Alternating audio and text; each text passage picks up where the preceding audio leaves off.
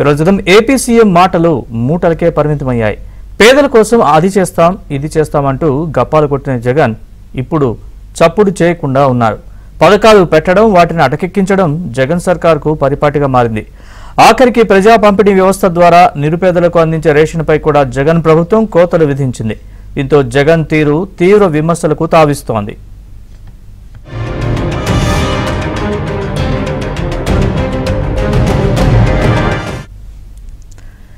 ఇంటింటికి రేషన్ పేరుతో భారీ ఎత్తున మినీ ట్రక్ వాహనాలను ఇచ్చి అసలుకే ఎసరు పెట్టారు.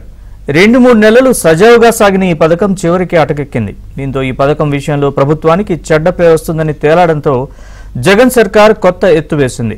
మొబైల్ వాహనాల ద్వారా రేషన్ పంపిణీ సజావుగా సాగేలా వాలంటీర్ల నిఘాను ఏర్పాటు చేసింది.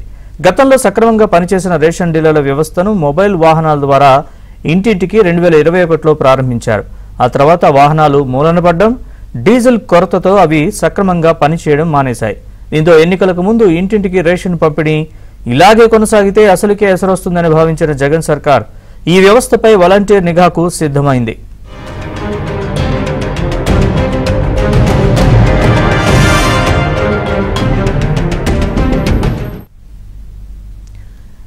ముఖ్యంగా గ్రామాల్లో, పట్టణాల్లో ఇంటింటికి రేషన్ పంపిణీని మానిటర్ చేసే బాధ్యతను గ్రామ, వార్డ్ వాలంటీర్లకు అప్పగిస్తున్నట్లు జీవోను జారీ చేయించింది.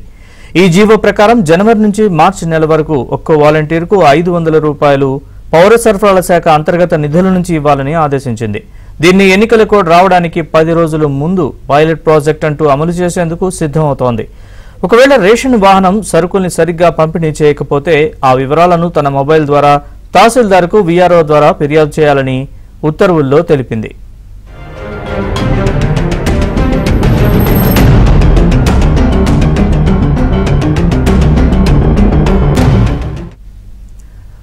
ఓ పథకం పెట్టడం, అది ఫెయిల్ అవ్వడంతో ప్రజాధనం వృధా కావడం, తిరిగి ఆ పథకాన్ని పట్టారెక్కించేందుకు మరిన్ని తాయిలాలు అందించడం జగన్ సర్కార్కు పరిపాటిగా మారింది. ఎన్నికల సమయంలో ఇంటింటికి రేషన్ నెగిటివ్ ఇంపాక్ట్ చూపించకుండా ఆ వాహనాలపై పైలట్ ప్రాజెక్ట్ అంటూ వాలంటీర్ల నిఘా ఏర్పాటు చేయడంతో చాలా చోట్ల పంపిణీ వాహనాలు ముందుకు కదలడం లేదు. ఎన్నికలకు 3 నెలలు పైలట్ ప్రాజెక్ట్ అంటూ చేస్తున్న ప్రయోగం వికటించే ప్రమాదం ఉందని ఆ పార్టీ నేతలే అంటున్నారు.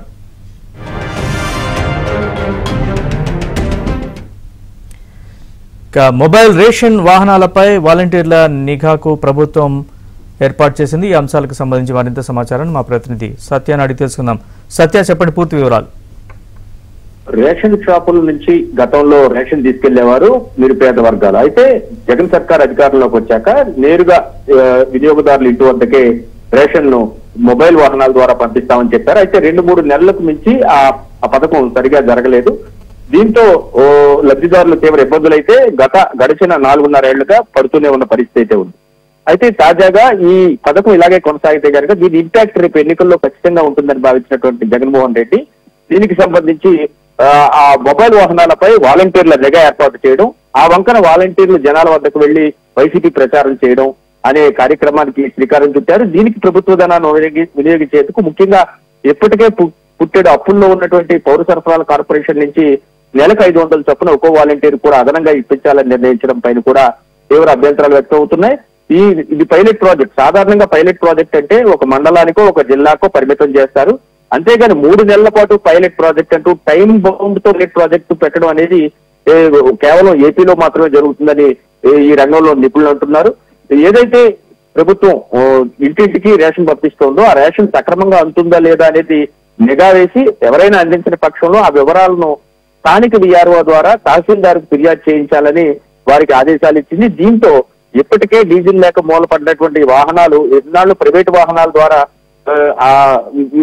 అద్దెకు తెచ్చిన వాహనాల ద్వారా పంపించేవారు కంపెనీదారులు. అయితే ఏదైతే ఈ వాహనం ద్వారానే దీనికి జీపీఎస్ ఉంటుంది కాబట్టి అది ఎక్కడెక్కడ మార్క్ చేసి లబ్ధిదారులు ఇంటికి వెళ్తున్నాయా లేదా చూసి ఆ వివరాలన్నీ కూడా ఫిర్యాదు చేయాలని చెప్పడంతో అసలు వాళ్ళు వాహనాలు కలిపే పరిస్థితి లేదు. దీంతో రేషన్ అందక అసలుకే ఎసరు వచ్చే పరిస్థితి ఏర్పడిందని వైసీపీ నాయకులే ఆందోళన చెందుతున్నారు.